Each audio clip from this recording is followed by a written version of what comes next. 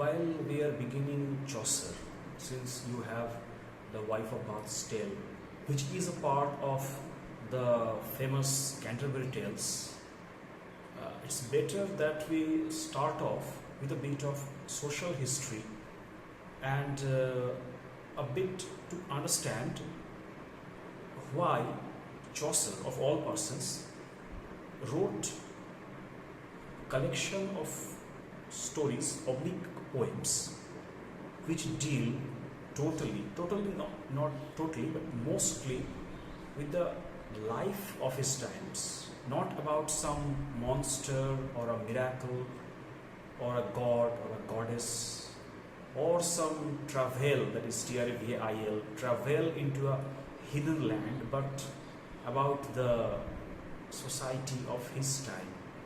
And in the Canterbury Tales, you will slowly find that different sections, that is strata of the society, are represented through a number of people who all convene at the Tabard Inn of Southwark. Well, that's something that I will deal with in a later lecture. For the time, I would like to begin with this very good book, that is, this is English Social and Cultural History, an introductory guide and glossary by Geoffrey Chaucer. This is a very good book in terms of social history and the general relation of society with literature. Anyway, so Mr. Chaucer, in page number 41, this is a chapter called Chaucer, Gower and Langland. Geoffrey Chaucer is the most recognizable and arguably the most representative English writer of the medieval period. The career of Chaucer exhibits some of the general tendencies of the age, the most significant of them being the fact that English was not the only medieval language in which the writers exercised their creative resources. This is something that you must take heed of, that is, English was not the only medieval language. Remember that in 1066 the French had conquered England. So the people in the court, the king and his retinue and most of the noblemen, both English and those who have been imported from France, they are actually speaking French. Anyway, so first thing to note is that the society of Chaucer's time is actually a bit bilingual. That is, there are two languages operating parallel. There's English and there's French. It was also an age where the writing was not always done by male clerics, and not all literature was religious. Not always done by male clerics. This is actually a reference to the older literature of the later Anglo-Saxon age, where most of the written things or things that are passed as illuminated manuscripts or very good well-preserved books that have somehow registered the Danish invasions and general passage of time, they were mostly compiled or translated or handwritten by monks. Now, this is the medieval age, so it was also not all literature was religious. So I will find that in a few more minutes. That is, not all literature was religious.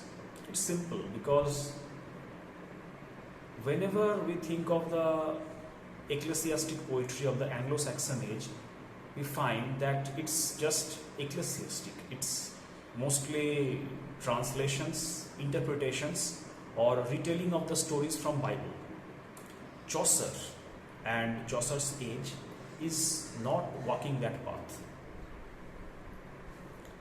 The poetry of Chaucer suggests many of the highlights of medieval literature. His poetry makes use of the chivalric ideal, but not at the expense of down-to-earth realism which foregrounds worldly wisdom. His poetry makes use of the chivalric ideal. Of course, this is the medieval age, so there must be the chivalric ideal, that is. You know what chivalry is, the thing that was practiced by knights, the oath, the banging of the sword on the shoulder, the slapping of the face and saying, this is your oath and this is how we will remember it.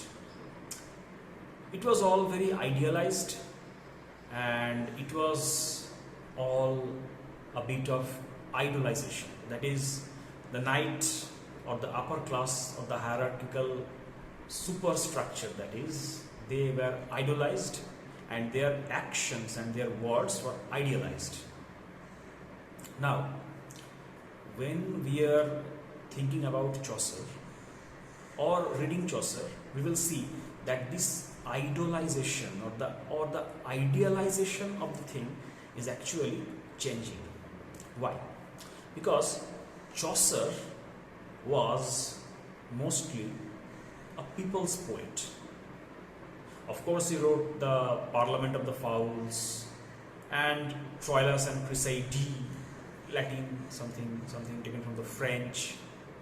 That's okay, but the chief work that we remember him for is the Canterbury Tales. And the Canterbury Tales is very much a people's poem, or a collection of poems or stories for the general folk who are not that much literate in the chivalric ideals or that much conversant with the knightly code of conduct.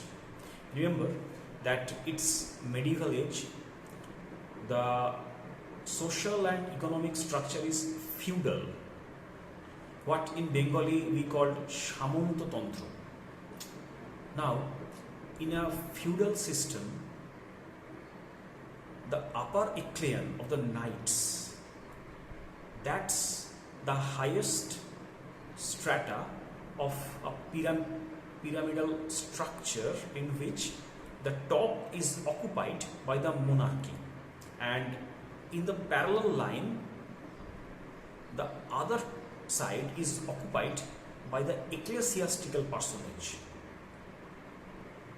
Now, it might seem that both of them, that is the church and the king, or the royalty and the clergy, they were parallel holders or sharers of power. The thing is, though they were parallel, there was always some tacit understanding between them which always worked in their favor. যেভাবে আমরা মধ্যযুগকে দেখি, তাতে মনে হয় যে পাশাপাশি রাজা এবং তার পাশাপাশি চার্চ দুজনেই সমান্তরালভাবে সমাজকে নিয়ন্ত্রণ করছে, কিন্তু এই নিয়ন্ত্রণের মধ্যে নিজেদের মধ্যে একটা সমঝোতা চিরকালই ছিল, দুপক্ষেরই লাভ হতো। যাই হোক, সো চসার মানে আমাদের যিনি আজকের উপজীব্য, যাকে নিয়ে আমাদের আজকের কাজ, চসারকে আমি বলছি দ্য পিপলস পোয়েট, জনগণের কবি। People's poet because Y?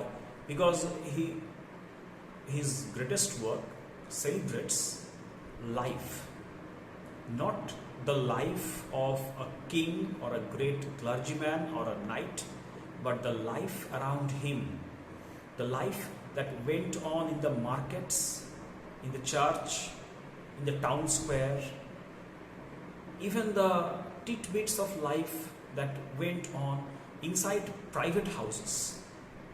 There are numerous references in Canterbury Tales towards extramarital affairs, towards the general misery of the moneyed class, things that are quite easy to find in our time. especially in the things that we see in our time. Well, Chaucer is not a very ideological or a very, sort of very high-seated kind of person who is writing in Latin or French. He's writing in English, Middle English. Though Middle English is a bit different from the English that we study now, but it's English nonetheless. And this attitude, this people-friendly attitude, or the mass appeal of Chaucerian writing, this is what sets Chaucer apart. Well, the poem, the Canterbury Tales adopts the storyteller's framework exploited by the Decameron of Boccaccio. Boccaccio Decamerone যে ধরনের story telling technique use করা হয়েছে, চসারও Canterbury টেলসে সেরকম story telling use করছে। এই story telling technique, this is actually a literary technique in which, especially in the medieval age, a writer is able to represent numerous and conflicting views of the society or of some event or of history or any kind of thing that's possible to write poetry or an epic on. এই যে multiple point of view, মানে বিভিন্ন মানুষের দিক থেকে, বিভিন্ন মানুষের একটা জিনিসকে উদ্দেশ্য করে বা বেশ কিছু জিনিসকে উদ্দেশ্য করে বিভিন্ন মানুষের দৃষ্টিভঙ্গি থেকে দেখা, এই দৃষ্টিভঙ্গিটা আনার জন্য অনেকগুলি করে গল্পকে একটা সংকলনের মধ্যে রাখতে হচ্ছে। টানা একটা গল্প লিখলে তার মধ্যে খুব বেশি ক্যারেক্টার আনা সম্ভব নয়, কিন্তু আমি যদি অনেকগুলো গল্পকে একটা সংকলন বা একটা কন্টিনিউইং লিটারারি ওয়ার্ক হিসাবে প্লেস করি, তাহলে each and every story with its number of characters will be a cross section in itself. That is, when we look at the whole work, we are looking at a number of cross sections of society compiled from different points of view and different angles. বিভিন্ন দৃষ্টিভঙ্গি থেকে সমাজের বিভিন্ন জিনিসকে বা আমাদের চারপাশের জীবনের বিভিন্ন জিনিসকে এই যে দেখাটা, এই যে স্পেশাল এবং এই যে নট স্পেশাল বাট এই যে মাল্টি ফ্যাসেটেড, এই যে বহুমুখী দৃষ্টিভঙ্গি, এই যে the summation of a number of views, এইটা চসারের একটা ইউনিক অবদান। অফকোর্স বোকাচিও ডেকামেরন তার সামনে ছিল, তিনি জানতেনও যে such a work exists. The poem is remarkable for the way in which a wide spectrum of 14th century life is represented, and for the fact that most of the pilgrims going on the journey to Canterbury come from the ecclesiastical world. So, the people who are going to Canterbury, that is Becket's shrine, it's a Christian shrine. It's a very holy shrine of that time, and many people took a pilgrimage to that shrine, and they always traveled in groups because this was the medieval age. Though there was a stable ruler and there was some sort of policing, etc., but it was always safe to travel together because they are pilgrims, and not all of them are battle worthy. Now, in the medieval age, it was a custom in England that whenever there was a big war going on or a big battle or something coming up or conflict coming up, the king had to levy yeomen, Y-E-O-M-E-N. Yeomen হচ্ছে সাধারণ চাষি বা শ্রমিক বা হয়তো বাজারের দোকানদার, যাদেরকে দরকার পড়লে, মধ্যযুগের এটা ব্যবস্থায়, দরকার পড়লে রাজা নিজের বাহিনীতে নিতে পারেন যোদ্ধা হিসাবে। স্ট্যান্ডিং আর্মির যে কনসেপ্ট, সেই কনসেপ্ট কিন্তু তখনকার দিনে অত ভালোভাবে ছিল না।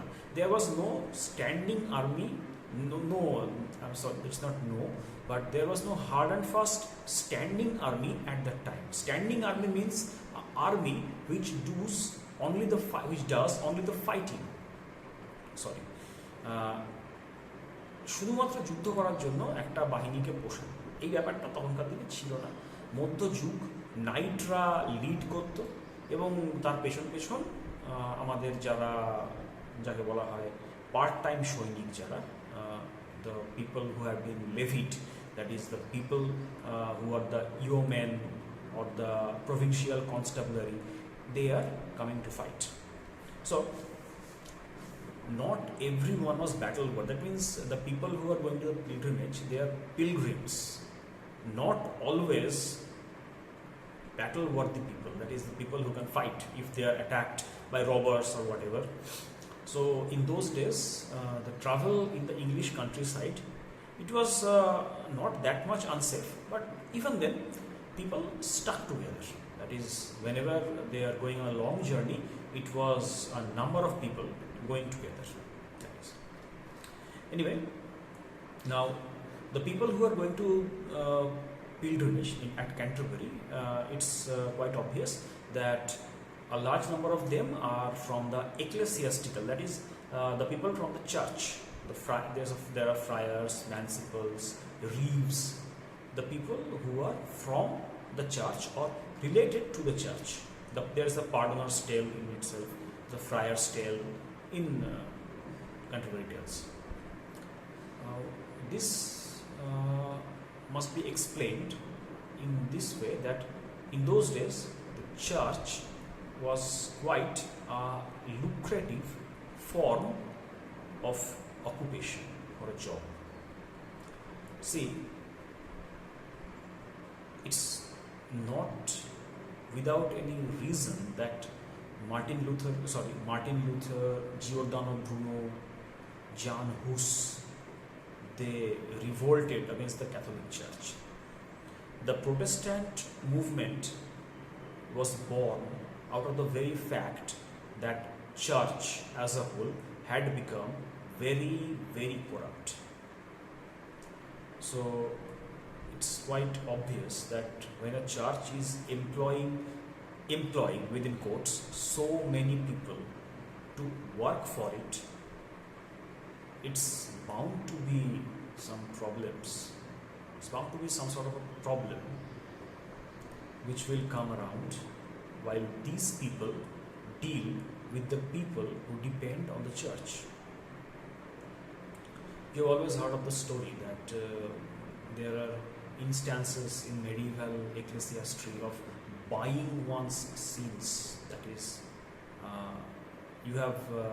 suppose you have committed a sin, and if you pay the requisite amount to a church, it's quite possible that church will declare you absolved of your sins. Now, this kind of thing is unbelievable in our day.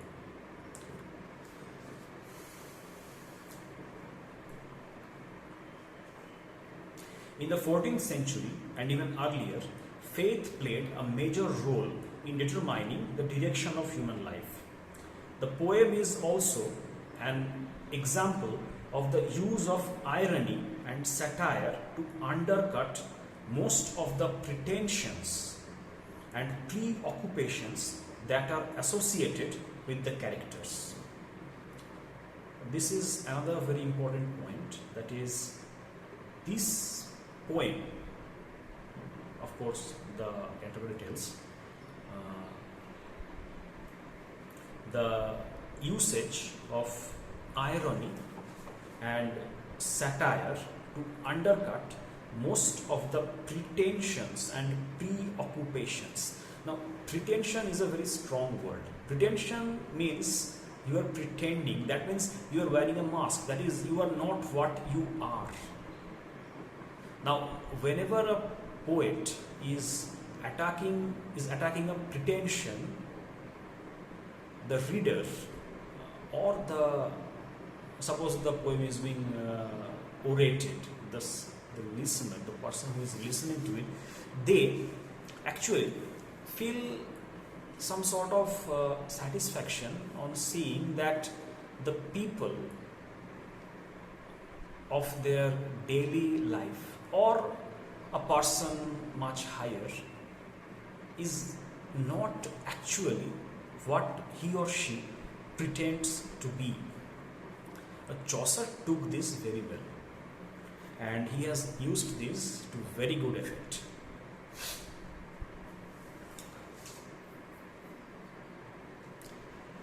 The people coming from the non-religious professions are also well represented in the poem. যারা ধার্মিক পেশা থেকে আসছেন না, ধার্মিক পেশা, religious occupation. This is something that when looked upon as a very special figure of speech, there is something that says about the thing that I mentioned earlier, that is pretension. That is, religion is supposed to be some sort of a passion, some sort of a passionate kind of thing, or a calling, or you might say it's something about sacrificing one's things to be in a position that is ideal.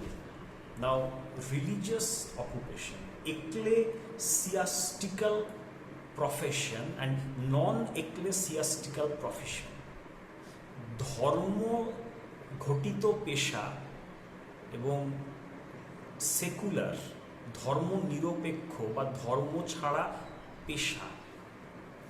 Occupation মানে পেশা, পেশা মানে রুজি রোজগার। তাহলে ধর্ম ঘটিত পেশা, যদি পেশাই যুক্ত হয় ধর্মের সঙ্গে, তাহলে ধর্ম আর কোথায় থাকলো? ধর্ম আর পেশা তো কখনো এক হতে পারে না।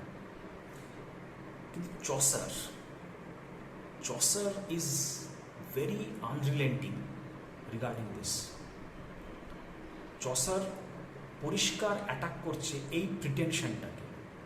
That is why we see so many people from the ecclesiastical profession in this very poem, and in the course of the events we see quite well that they are not what they seem to be. They might be in God's profession or a religious profession, but when it comes to religion, that is the ideals of a religion, one cannot sort of associate their actions or their words or their internal workings, that is workings of the mind, with what we call religion. এই যে মুখোশ টেনে খুলে নেওয়া, এই যে ব্যাপারটা, this is what makes Canterbury Tales so very important. Anyway, see you in the next lecture. I am keeping this short because bandwidth is very pricey here. I will get back to you as soon as I can, and in the meantime study Chaucer, study whatever, and also I am repeating this, আমি আগে বলেছি যে don't just study the syllabus. There are a lot of things to study in life. Life itself is a subject of study. Anyway, this much about Chaucer. We will meet later, and give me feedback on the WhatsApp channel or whatever. Thank you for listening to me.